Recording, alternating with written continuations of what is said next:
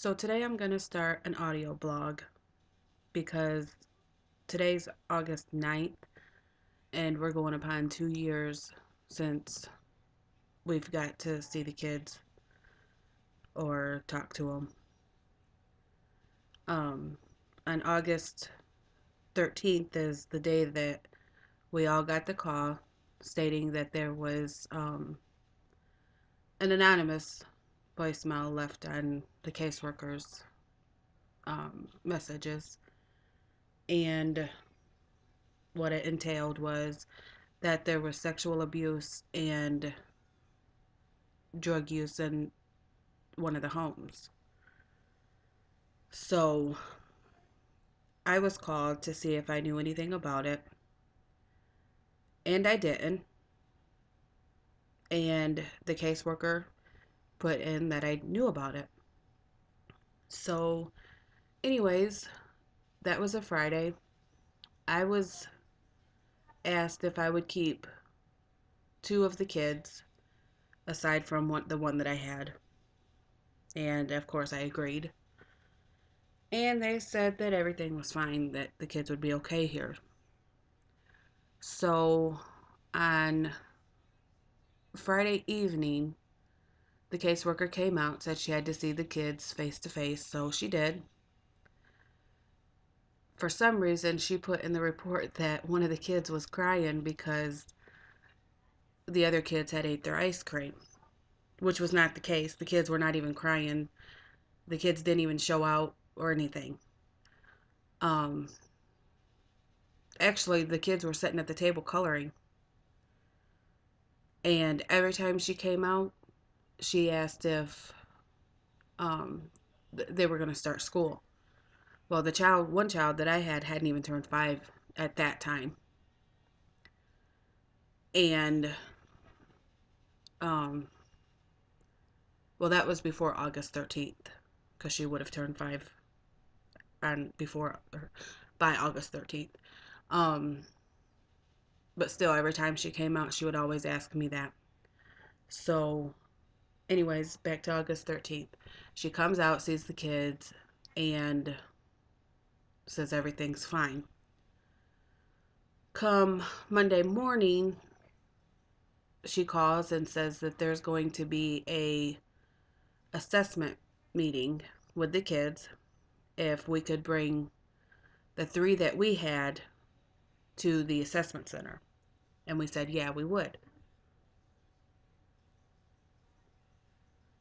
That was scheduled for Tuesday, the 17th.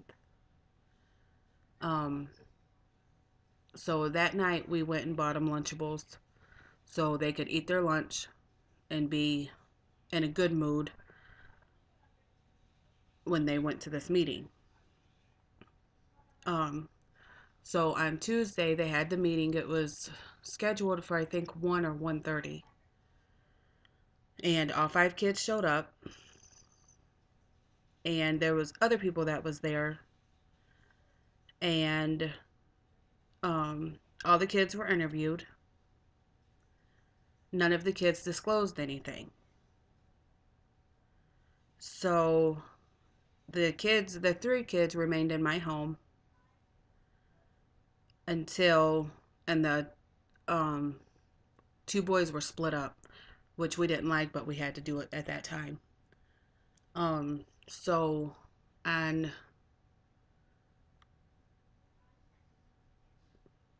August 20th, 2010, I think it was at like 9 o'clock in the morning, 9:30, somewhere in there, there was the emergency hearing.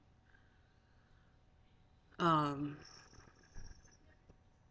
and at the hearing, our power of attorney papers were getting ready to expire in September of 2010. I still have the copies of those specific power of attorney papers. And um, the caseworker, and this is what the mother told me, said that the caseworker told her that she needed to sign new power of attorneys. So, in doing so, she would be revoking the ones that would expire in September. She said that she wanted to go ahead and sign new ones since those were getting ready to expire the following month.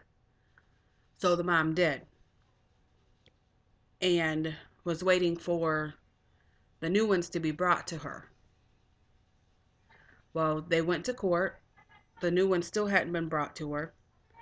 And the caseworker used that to her advantage and told the judge that the mom revoked the power of attorney papers, and it's written down. It's written down in the court papers. Said that the mom revoked the power of attorney papers, and that she left the kids with nowhere to go, no home, no food, no shelter, stuff like that. And the mom told in court, said, well, if that was what was going to happen, that she wanted to change her mind. And of course, they said it was too late. So while everybody's thinking that the kids were taken because of sexual allegations, they were not taken because of that specific reason. They were taken because the caseworker had the mom revoke her power of attorney papers, thus leaving the kids nowhere to go, even though the caseworker knew where the kids were staying.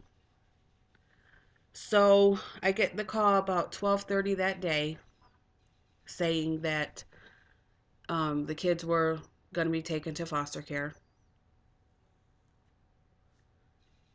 Um, and that she would be here soon to pick them up. Well, I broke down on the phone. She was like, don't let the kids hear you cry. So I pulled myself together and I woke the girls up, got them ready, and fed them, and they played. And the caseworker called and asked me if I had any questions to ask her. So when she got here, I immediately was on the phone with a lawyer. Um, Actually, I was on the phone with him for about an hour and a half trying to figure out what we could do and how we could go about doing anything. First of all, they didn't ever show a court order to remove the kids. And even though I wasn't the legal guardian, I was still supposed to be shown those papers. And that never happened. Um, so at about when the kids found out that the middle child that I had found out that they were going to foster care, she started throwing up, getting sick to her stomach, and all that. Well, the youngest one didn't know. I couldn't tell her. The oldest one that I had was at the fair. So we actually had to go pick her up and bring her home here so I could tell her what was going on. And me and her had a little breakdown, and I told her that, we would try everything we could to get them home. So the caseworker came at about, I'm going to say between 6:30 and 7:30 that night to pick the kids up. I gave her some Pepto-Bismol children's chewable tablets for the one child that was sick to her stomach. And the one that I had kept, I packed her some clothes. I was advised not to send her too many clothes because if they wanted to take her, they could supply her needs.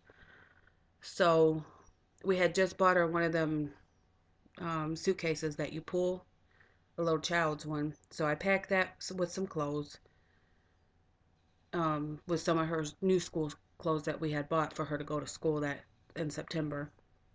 Um, and she packed a green basket with some of those pixie sticks in it, and a little orange Bible that you would get from a fair. So I got her. Oh, and I sent her VTech game system too. It's like the Wii kind. So I sent that, and I sent the game system to make them feel more comfortable with where they were going, something from home. And um, I was told to lie to the kids, well, to the one. So I had to tell her that, oh, you're going to a slumber birthday party. You'll be back soon. And during that time, I had talked to the caseworker and she told me I'm going to do everything I can to get her returned to you. Usually it takes 5 business days. So this was on a Friday. I had to wait the weekend plus the till the next Friday. So because that's how long it would take to be transferred over to foster care. So September 3rd, it was 2 weeks later. Granted, she still wasn't home. None of the kids were home. We had a home study done. Of course, they failed it. Wouldn't tell us why. Just said the home wasn't suitable, but it would never tell us why. Everything worked. They checked food, electric, plumbing, fridge, bedroom, um, all that. We had the toys, the bedding, the beds, the everything. And they still said we failed. So, with not knowing what to do next with that, we started, that's when the fight started kicking in because we didn't know where to go. So, um, that Friday, September 3rd, um, 3 kids were over in Niles and 2 kids were over in Stevensville. They immediately split the kids up. Well, in the papers, it plainly states that the woman that has the 2 kids is friends with someone else that has another set of kids in this family, which is friends with the caseworkers. So that has been raising some red flags. But of course, we can't get anything done. Um, so, anyways, that Friday, one of the kids from the Niles home was sent with his paternal relatives. None of us were good enough to keep any of these kids. Why? We don't know.